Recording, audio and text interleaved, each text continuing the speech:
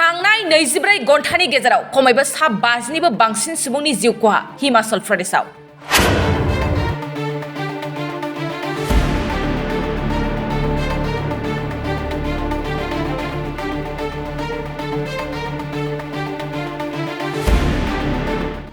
दासिमबो थाद'नाय गैयै अखा हानायनिफ्राय बारग'नो हायाखै हिमाचल प्रदेशनि थागिबि सुबुंफ्रा।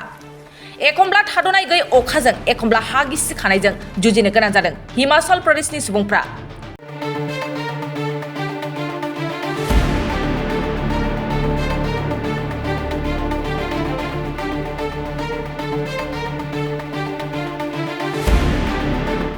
हिमाचल प्रदेशआव हा गिसिखानायजों थांनाय 24 घन्टानि गेजेरावनो खमैबो 50 सुबुंनि गोथै देहा बोखांनो हादों।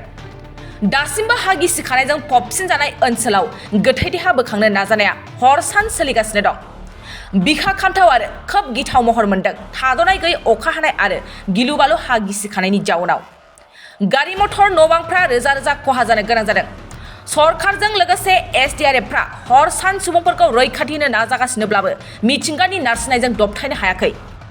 हिमाचलनि हा गिसिखानायाव गिलु बालु न' बां आरो मानसि फबसिन जानाय थासारिखौ नुयोब्ला नोंथांमोनाबो गोसोखांथाव आरो बिखा खामथाव जागोन, जेराव हा गिसिखानायजों न' बां मानसिनि जिउफ्रा मिनिटनि गेजेरावनो जोबस्रांलांदों।